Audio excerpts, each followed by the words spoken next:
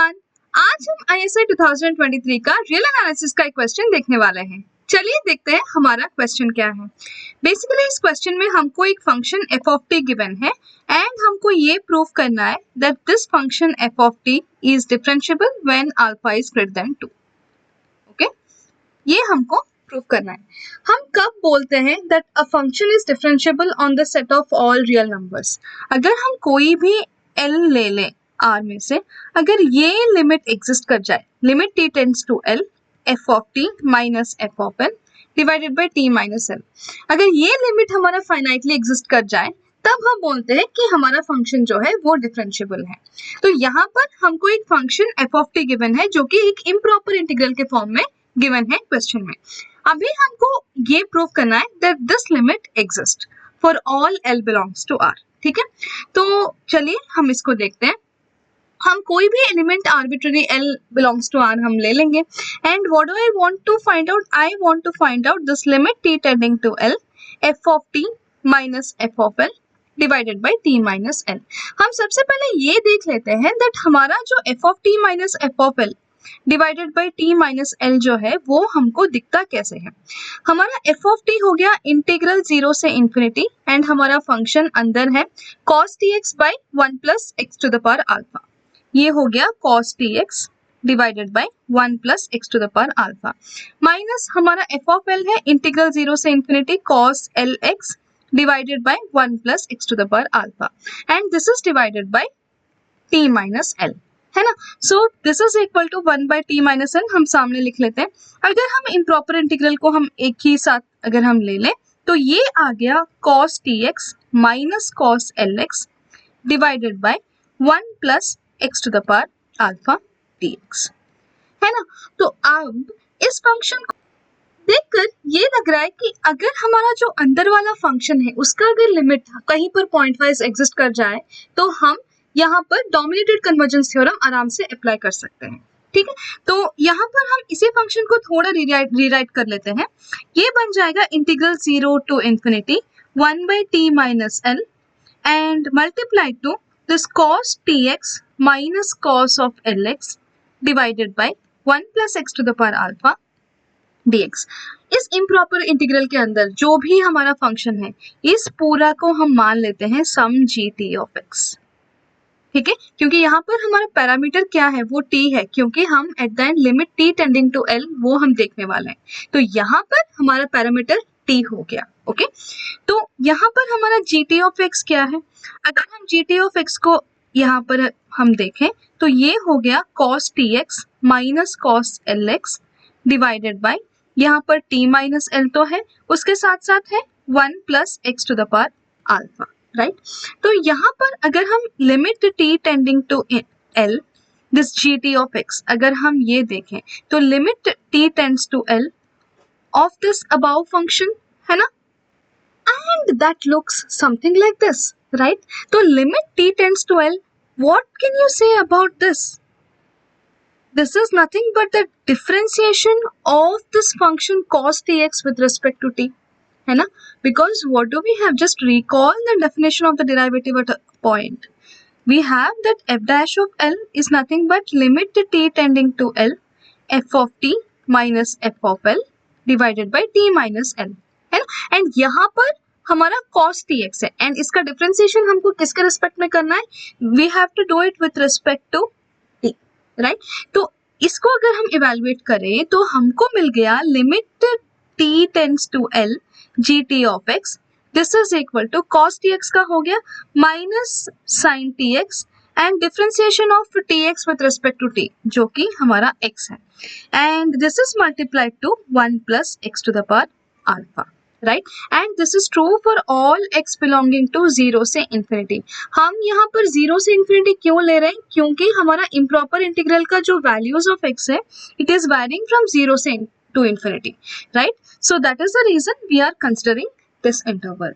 अभी हम आगे बढ़ने से पहले एक बार डोमिनेटेड कन्वर्जेंस थ्योरम को रिकॉल कर लेते हैं। ठीक है, हमारा डोमिनेटेड कन्वर्जेंस थ्योरम ये कहता है कि अगर मान लो कोई भी हमारे पास एक कलेक्शन ऑफ फंक्शंस है such that this limit t tending to l हमारा gt of x जो है this is equal to g of x, let us say, and this is happening almost everywhere on our measure space.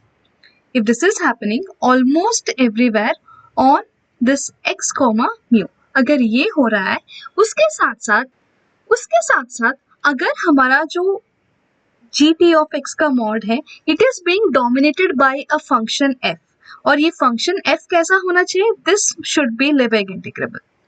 ठीक है, अगर ऐसा हो रहा है तो हम लिमिट और हमारा इंटीग्रल को इंटरचेंज कर सकते हैं, यानी कि limit t tending to l integral over this x gt of x d mu, this is equals to integral over the space limit t tending to l gt of x d mu. Okay, ये है हमारा dominated convergence theorem. अभी हमारे case में हमारा जो set x है that is the open interval 0 से infinity, right? And हमारा फंक्शन gt of x क्या है?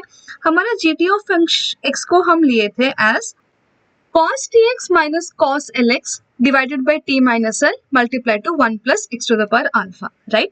तो हमारा gt of x क्या हो गया? This was cos tx minus cos lx divided by t minus l multiplied to this 1 plus x to the power alpha. And उसके साथ साथ हम ये already देख चुके हैं that this is pointwise convergent almost everywhere. And what did we get? Limit t tending to l, हमारा gt of x का वैल्यू जो है वो हमारा निकल के आ गया था. It was minus x sin tx divided by 1 plus x to the power alpha, right? And this was our function g of x. अभी इतना हाइपोथेसिस तो हमारा ऑलरेडी वो सेटिस्फाई कर रहा है. अभी सवाल ये उठता है कि क्या वो एक इंटीग्रेबल फंक्शन के साथ डोमिनेट हो रहा है क्या? That is our next question. तो हम अभी इस कंडीशन को, ये जो हमारा सेकेंड कंडीशन है, उसको वेरीफाई कर रहे हैं. अगर हो गया तो हम आराम से डीसीटी अप्लाई कर सकते हैं, राइट? तो यहाँ पर हम सबसे पहले देखेंगे मॉड gt ऑफ x हमारा क्या है.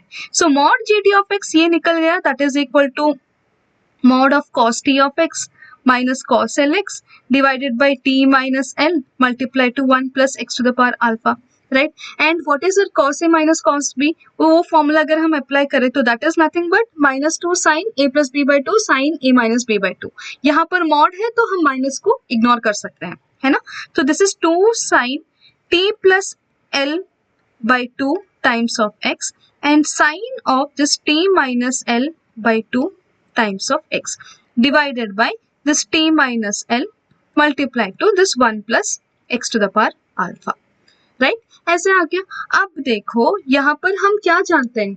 For any x R mod of sine x is always less than equal to 1, ये हम जानते हैं. उसके साथ साथ हम ये भी जानते हैं दैट मॉड साइन x जो है this is less than equals to mod x, right? अभी हम यहाँ पर ये दोनों चीजें यूज करने वाले हैं. यहाँ पर जो sine of t plus L x by 2 है ना, उसके लिए हम पहला जो हमारा इनइक्वालिटी है वो यूज करने वाले हैं. तो हमको ये मिल जाएगा this is less than equal to twice of ये पार्ट तो हमारा 1 हो गया, तो उसको इग्नोर मारो. अभी sine of t minus L by 2 multiplied to x, तो अगर हम यहाँ पर ये सेकेंड इनइक्वालिटी यूज करें तो हमको क्या मिलेगा? Modulus of sine t minus L multiplied to x divided by 2, this is less than equals to हमारा क्या आ गया? Mod of this t minus L by 2 times of x, right? तो ये हमारा मॉड के अंदर ही सब कुछ ये आ गया t minus l by 2 multiplied to this x, right? And this is divided by this t minus l multiplied to this 1 plus x to the power alpha, right? ऐसा कुछ हमको मिल गया. अभी देखो यहाँ पर हम 2 हम कैंसिल कर गए, यहाँ पर t minus l and t minus l भी हम कैंसिल कर गए. तो यहाँ पर ये लास्ट में क्या बचा? This is equal to x by 1 plus x to the power alpha. हम यहाँ पर मॉड को आराम से हटा सकते हैं क्योंकि हमारा x क्या है? इट बिलोंग्स टू ओपन 0 से इन्फिनिटी, मतलब x हमारा हमेशा पॉजिटिव है. So x to the power alpha ये भी पॉजिटिव हो गया, तो अंदर में जितना भी क्वांटिटी बचा है हमारा वो पूरा हमारा पॉजिटिव हो गया, राइट? तो इसीलिए हम यहाँ पर मॉड हटा पा रहे हैं. सो हमको मिल गया that mod gt of x is less than equals to x by 1 plus x to the power alpha. Okay, अभी सवाल ये है दैट क्या ये एक लेबेग इंटीग्रेबल फंक्शन है ऑन द स्पेस x? मतलब मेरा सवाल अभी ये है that does the integral this integral 0 से infinity x by 1 plus x to the power alpha dx क्या ये exist करता है? This is my next question. Okay, तो अब हम इस सवाल का जवाब ढूंढ लेते हैं. So here we have integral 0 to infinity x by 1 plus x to the power alpha dx है ना, and इस इंटीग्रल को हम कहीं पर तोड़ सकते हैं. Let us split it at a point 1. In fact हम कोई भी नॉन जीरो नंबर के पास हम तोड़ सकते हैं. ठीक है, सो ये हो गया इंटीग्रल 0 से 1 by x by 1 plus x to the power alpha dx plus integral 1 से infinity x by 1 plus x to the power alpha dx है ना. सो अभी अगर इसको पहला वाले को अगर मैं मान लूं I1 एंड सेकेंड इंटीग्रल को मैं मान लूं I2, तो जब मेरा I1 एंड I2 दोनों कन्वर्जेंट होंगे तब हमारा ये I जो हमारा मेन इंटीग्रल है वो कन्वर्ज कर जाएगा. राइट, अभी हम पहला इंटीग्रल को अगर हम देखें तो ये एक प्रॉपर इंटीग्रल है. राइट, हमारा जो I1 है, I1 is a proper integrable function. It is a proper integrable function, या हम बोल सकते हैं this is a Riemann integrable function. Right, तो I1 का वैल्यू कुछ कांस्टेंट हमको मिलेगा, क्योंकि यहाँ पर देखो कि 0 और 1 दोनों कुछ भी पॉइंट्स ऑफ डिसकंटिन्यूटी नहीं है इस फंक्शन का.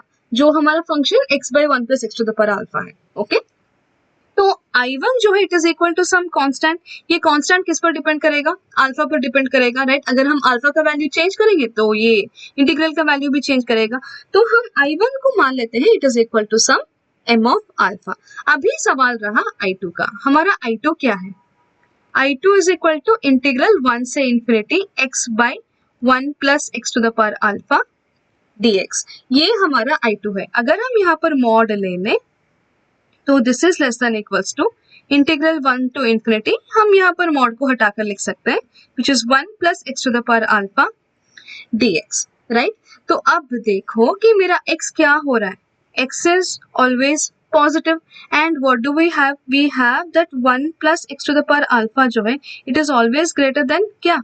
It is x to the power alpha है ना. So यहाँ से क्या मिल गया? 1 by 1 plus x to the power alpha जो है it is less than 1 by x to the power alpha. As हमारा x जो है पॉजिटिव क्वांटिटी है तो हम दोनों साइड अगर x के साथ मल्टीप्लाई करें तो हमारा साइन ऑफ इनइक्वालिटी चेंज नहीं होता. So that reduces to 1 by x to the power alpha minus 1 है ना. सो हमको ये लेस देन इक्वल्स टू हम सीधा यहाँ पर लिख सकते हैं ये जो x by 1 plus x to the power alpha जो है it is less than 1 by x to the power alpha minus 1 dx. And ये कब कन्वर्ज करता है? दिस कन्वर्जेस और आई कैन स्ट्रेट अवे से फ्रॉम कंपैरिजन टेस्ट ये I2 जो है हमारा एक पॉजिटिव फंक्शन है. राइट, तो straight away from the comparison test I can say that this I2 is convergent if and only if this alpha minus 1 जो है it is greater than 1, that is alpha is greater than 2. right, हमको question में in the beginning itself हमको given है that alpha is greater than 2. ये हमको already given है question में. तो as alpha is greater than 2 हमको यहाँ पर क्या हो गया? हमारा जो ये I2 है this is a convergent integral. हमारा I2 क्या हो गया? It is convergent. अभी हमारा I1 भी कन्वर्जेंट है एंड I2 भी हमारा कन्वर्जेंट है. तो हमारा I क्या हो गया? It is I1 plus I2. It is a convergent integral. Right, तो अब हम ये देखे हैं that mod GT of x this is less than equals to the function f of x जो मिला था जिसका वैल्यू था that x by 1 plus x to the power alpha. यही तो था x divided by 1 plus x to the power alpha. ये अभी हम ये दिखाए हैं that this x by 1 plus x to the power alpha जो है this belongs to this L1 of x. This belongs to L1 of x का मतलब हम ये दिखाएं that integral 0 से infinity x by 1 plus x to the power alpha dx this is a convergent quantity. Right, इसीलिए अभी हम dominated convergence theorem use कर सकते हैं. डोमिनेटेड कन्वर्जेंस थ्योरम पर स्टेटमेंट के पास हम एक बार चलते हैं. यहाँ पर हमारा पहला हाइपोथेसिस क्लियर है. ये ये हम पहले देख चुके हैं। अभी हम ये भी दिखा दें, ये जो फंक्शन जो है it belongs to this L1 of x, ये भी हम दिखा दें। एज ये दोनों कंडीशंस ट्रू हो रहा है, so we can use this dominated convergence theorem. Now we are in a good state to apply this theorem. अभी हमारा थ्योरम क्या है? It says that this limit t tending to L, this limit t tending to L integral this gt of x over x जो लिखा है इसको हम 0 से infinity dx हम ऐसे लिख सकते हैं, this is equal to 0 से infinity limit t tending to L gt of x dx and हमारा limit t tending to L gt of x क्या था? That was nothing but integral 0 से infinity minus x sin tx divided by this 1 plus x to the power alpha dx, ये था, right? तो अब हमको ये प्रूव करना है दैट हमारे पास जो राइट हैंड साइड में जो इंटीग्रल है इसका जो लिमिट आएगा वो एक फाइनाइट क्वांटिटी है, मतलब ये जो हमारा इम्प्रॉपर इंटीग्रल है वो कन्वर्जेंट है, वो अगर दिखा दे तो हमारा बात बन गया। हमको जो राइट हैंड साइड में जो इंटीग्रल गिवन है उसको कुछ हम j मान लेते हैं, that is equal to integral 0 से infinity minus x sin tx divided by 1 plus x to the power alpha dx, जहां पर हमारा अल्फा ग्रेटर देन 2 गिवन है। तो यहाँ पर अगर हम मॉड j लें तो ये क्या होगा? This is less than equal to integral 0 से infinity mod sin tx multiplied to mod x divided by 1 plus x to the power alpha dx, है ना? x पॉजिटिव है तो हमारा मॉड क्या होगा? वो हट जाएगा। ये हम लेस देन इक्वल टू हम ये लिख सकते हैं इंटीग्रल 0 से infinity x by 1 plus x to the power alpha dx and ये ही तो था हमारा इंटीग्रल i, यही तो था हमारा इंटीग्रल i। हम ऑलरेडी देख चुके हैं दैट i इज कन्वर्जेंट,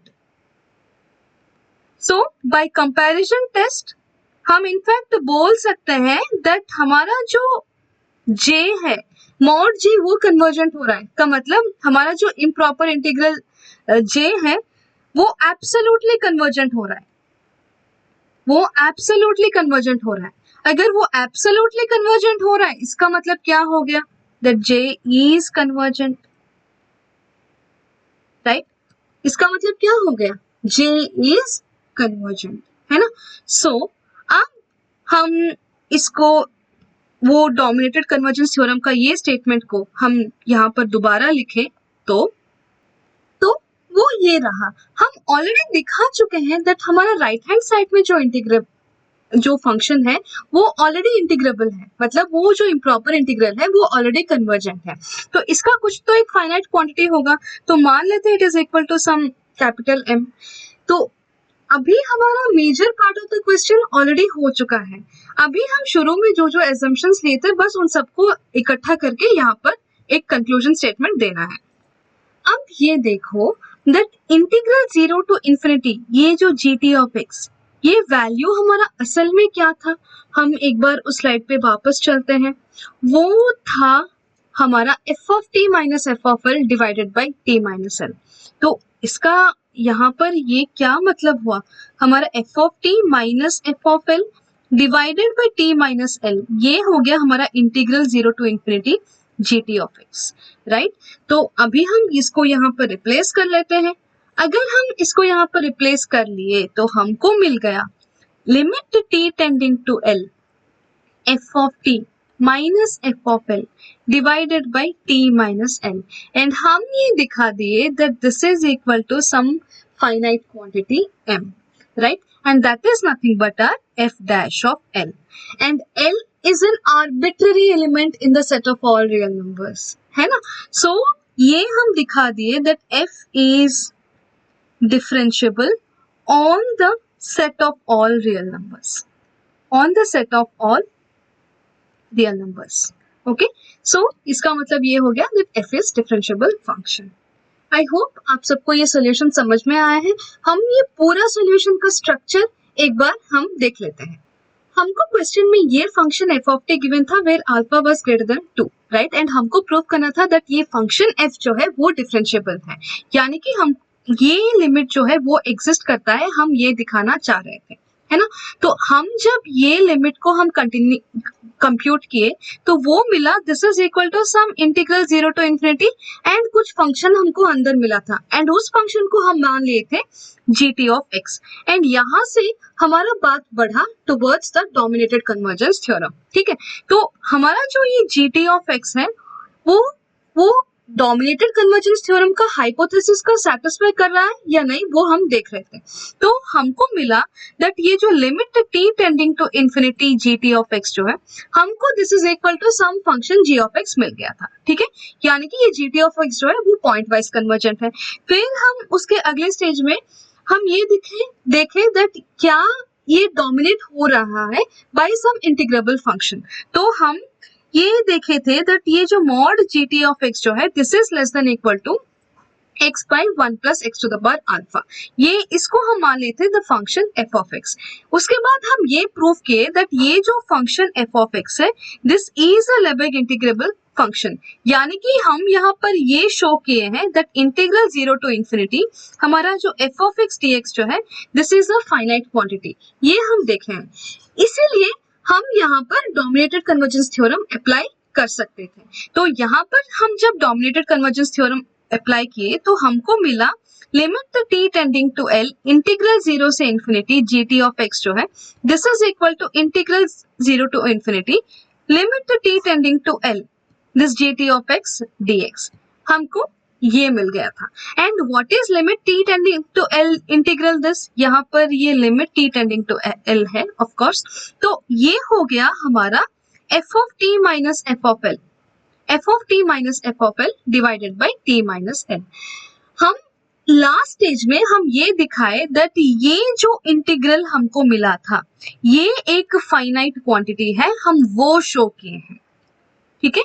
ये एक फाइनाइट क्वांटिटी है, हम ये शो किए। ये एक फाइनाइट क्वांटिटी है का मतलब this is equal to some constant m, तो इसीलिए हमारा ये लिमिट एग्जिस्ट कर गया, so the function is differentiable. तो हम पिछले जो 20 मिनट में जो किए हैं वो ये था, okay. I hope you really enjoyed this solution. आप इसे और सॉल्यूशंस चाहते हैं तो please let me know in the comment section, okay. Till then be happy and keep learning.